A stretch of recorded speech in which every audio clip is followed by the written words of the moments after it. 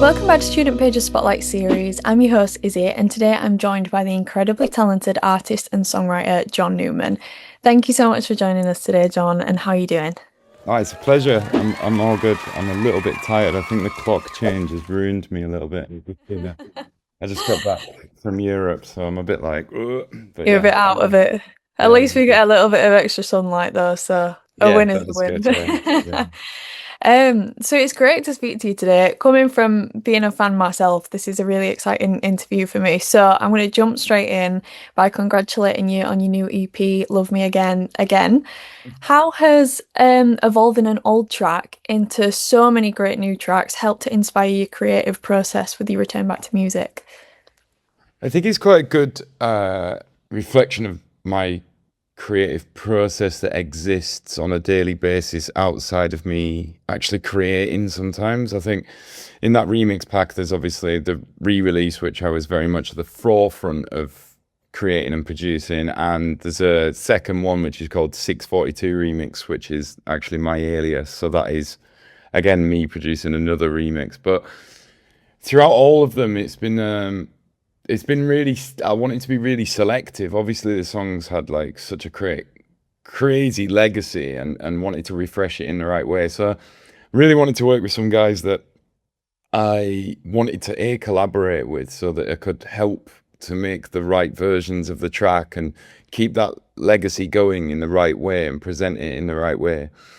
But also that we're going to bring something fresh to it. So it's been amazing in that way, working alongside all them people to create these amazing remixes and to go through that whole process. But I think why I say it's a good reflection of what I do creatively and in my job most days is because it really is kind of, it's a business as well now, in that way. So um yeah, I really enjoyed it, but it was just super important that we gave it a new light. I don't want to say a new birth, but a new light um, that credits the longevity of it and gives it something fresh in the right way. And I think we did that. So yeah. Yeah, 100%. And so, like you said, it's had such a legacy, and you've had such a hugely successful career and worked with some incredible people. So, can you give us a little bit of background on how you got into the music industry and why you chose to go in this direction? Ah, uh, one of those where I think I think a lot of people relate to that are creative, where you kind of put on the horse blinkers on something that you're obsessed with and wake up thinking about and go to sleep thinking about, and it's something that, like, I hate saying it, but I'm 35 years old. I've been doing it since I was 12 years old, and I can safely say that I've only had 1 year in that entirety of life where I've woke up not thinking about it. And I think it's purely my obsession every day. I love every element of it, and I love it so much. And I think that's how it started in that way. And I kind of put the horse blinkers on and then just went for it, and everyone kind of jumped on it. But it kind of started mainly when, even though I was sat making music in my bedroom constantly, when I lost my job. I was working in Finsbury Park in London and lost my job at the bar for giving out free drinks, and moved in with Piers from Rudimental, who wasn't Piers from Rudimental, or Rudimental didn't really exist um, at the time. And then we kind of started making them drum and bass tracks, and yeah, then the whole music industry was jumping all over who's John Newman, who's his brothers.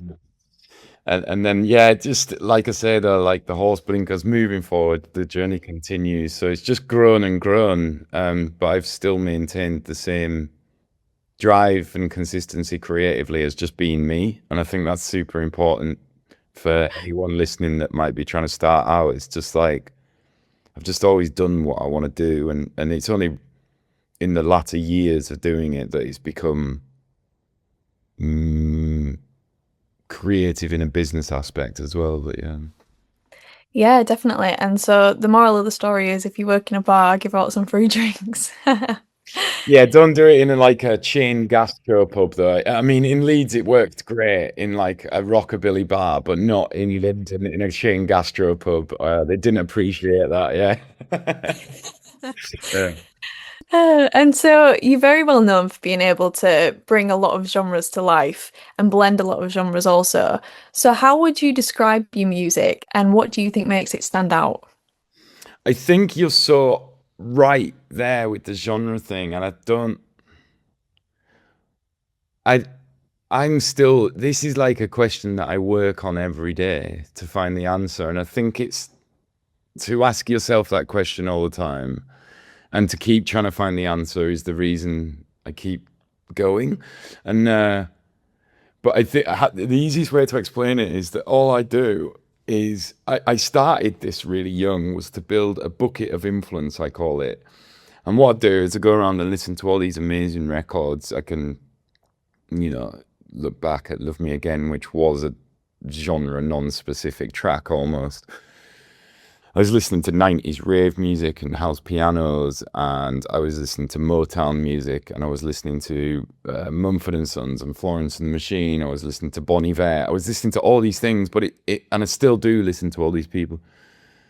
And it's not so much, I don't believe, I hate the idea of when I go on a songwriting session, like, that's the reference. And I'm like, what do you mean, the reference, the one reference? So we're just going to rip this person off. Like, what about me as an artist and my history and my journey through music? So I think it's important to take all these little things that you like out of this music and put it in a bucket of influence. And it's almost like mixing up the bucket and letting it sit there and ferment like a pizza dough or something, and then pouring it out onto the table and just letting it naturally then be a sound. And I think that bucket of influence I can be pulling things out of in or like adapting over time. Um, I love that I'm so obsessed with making pizza at the moment for some reason that I'm turning everything into a pizza anecdote. And all I'm thinking about is like making a dough recipe, like that this thing is a dough recipe or something. But yeah, and I think that's what it's about. I think it's about not ever like chasing down the road of trying to create one thing as a reference or whatever. And it's if you are going to reference and you are going to listen to multiple genres, then to allow them to sit in you and come out naturally and to not force it. And I think there is a natural selection in this job. And I think if you're having to force it and tell AI prompts to achieve this one reference, maybe it's not the job for you. Yeah. Yeah. And so you've mentioned that you've got a bucket of influence from other artists, other songs that you kind of use to build your own sound. But are there any people in your life specifically that have inspired you to strive to where you are today? I mean, I know you're a father now, so huge congratulations for that. Thank you. Yeah. Is that continuing to inspire you and give you some motivation on your new music path? Just to say, like, obviously, yes, like massively. That is the first person that inspires me all the time. On my new music, I've actually sampled her voice so that it's there forever, so she can Mhm. always listen to that. I think that's a really beautiful thing. Yeah, that's a really lovely thing. Try and document it, things for her, and send her emails of me traveling and showing her shows and things like that to make her feel like she's I don't want it to be like this fake fame thing or like Mm. glam or all. I just want the realness of like why dad wasn't there as much as I really want to be, or I want to show her how much she inspires me as well. So yeah, that's a massive one. But um, I honestly like I think that throughout doing this, it's the team you build around you, and I do have a handful of incredible creatives that work around me that I run ideas through and work with and I really appreciate all them guys and even like my touring team is something I've built up over years and adapted to this DJ change as well. So yeah, it's them guys really inspire me to keep pushing to creating new tech for the live show, to creating new things, or to when I look at my career, like on socials, like creating new creatives and avenues to go down. And like, I love this whole thing and every leg of it. And them guys kind of are the back and forth that inspire me to do it and get better. And I've got an amazing manager, Tim, that I work with constantly, who's really a part of this as well. So loads of amazing people around me that inspire me.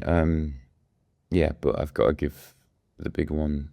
I've missed my wife. My wife inspires me so much, and she was always there. But yeah, I've got to give the big one to my daughter, obviously. Yeah. Yeah, definitely.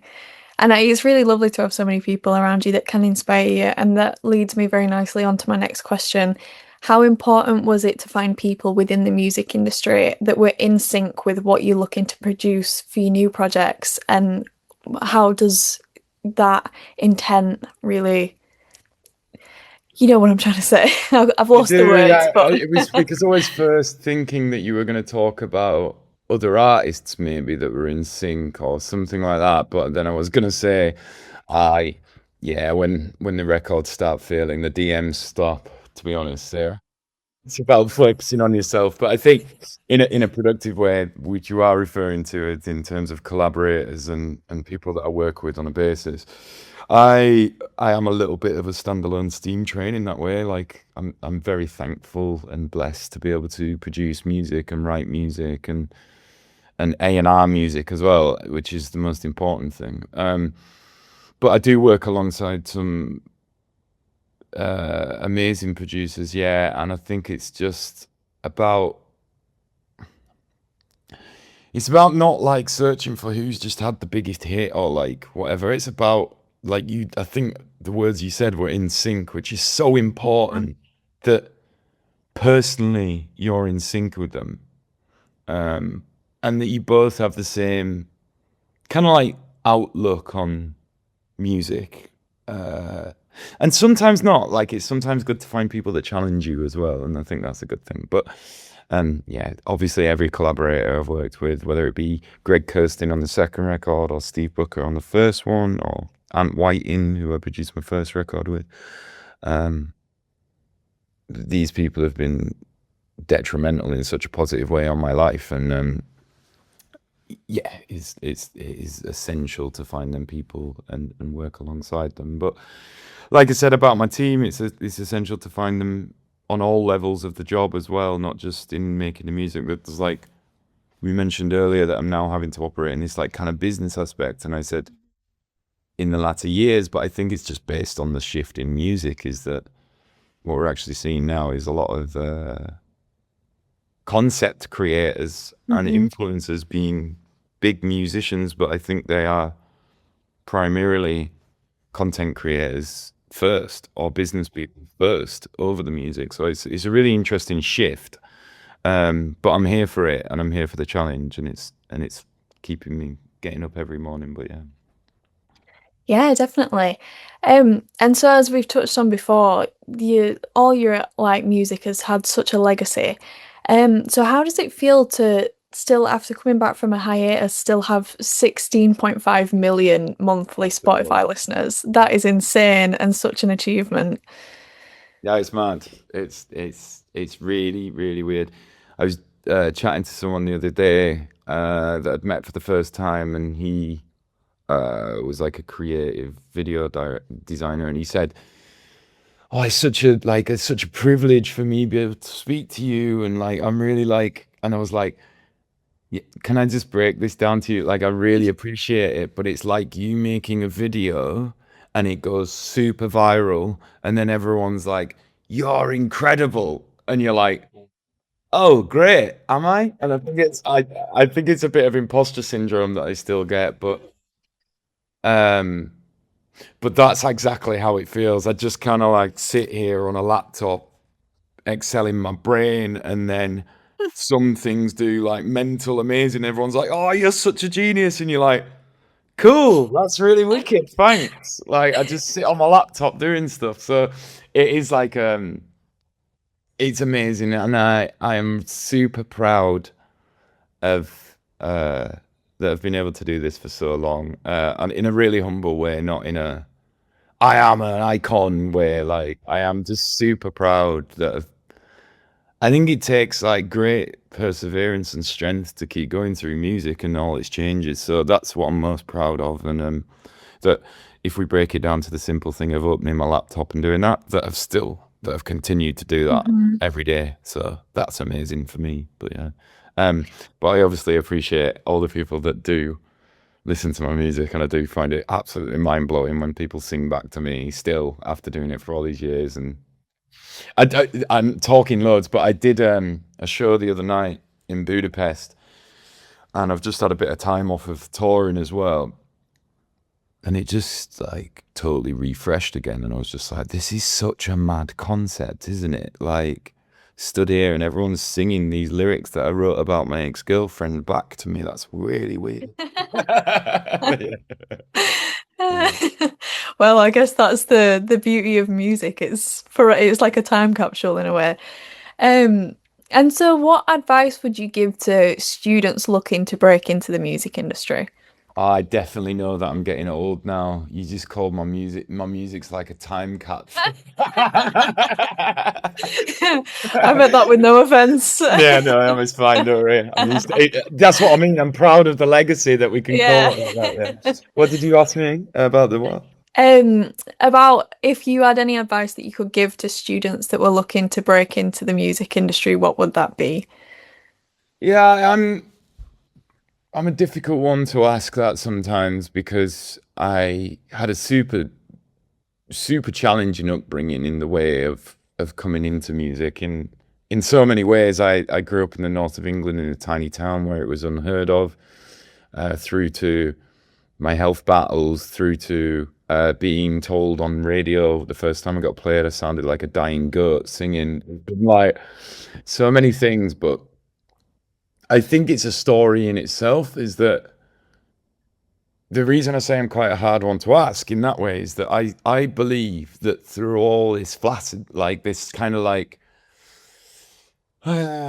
shallow level or whatever it might be, or this experimental stage of asking computers to create music or viral quick songs, I'm a bit like, yeah, but the song always wins, and the artist always wins, but also the perseverance and strength for something unique always exists. So that is, I think, this whole interview kind of gives a reflection of my advice, and it's that Mm. if I was to give any, which I don't like giving because I believe everyone should just be them and enjoy it, and that's the key to success and life and happiness. But yeah, I just, even bad days, good days, horrific days, the best days, I just open my laptop and I make music or I be creative. And I think that's it. And I think you're going to have super bad days where people don't want to sign you. People don't want to listen to your music. People don't like your post that you put up. And you're going to have to get over yourself quite quickly and don't let the ego hit you. And you might have 16.5 million monthly listeners, but a post doesn't react that you needed to. And you just got to adapt and build and show people that you're here to do it for you mainly. And I think that's what I've always done. And I don't know if that's the key to success or I could have done better if I did it differently, but I'm content. And yeah, I think it's about finding your own advice, maybe. I'm sure it'll come with your ego as you start doing well, but yeah. No, very well said. And I think it's interesting that you say that you don't want to give advice, but I feel like that was advice in itself of just doing your own thing and being authentic. So very well said. And so my final question is, I know we've only just gotten the new EP, but is there anything else that you're working on right now? And what can we be expecting from you in the future? Yeah, so I just kind of went on my socials recently, and I think everyone thought, oh no, I've been a bit back and forth throughout my career, especially on the limelight thing. Like I like to sit in and out of it as well. So I think everyone was like, oh no, he's leaving again. But I kind of said that I'm just going to take a minute to focus on. It's so much pressure doing this job now. Like you're really kind of doing all angles, and if you want to do it properly and keep creative control like I do, it's exhausting.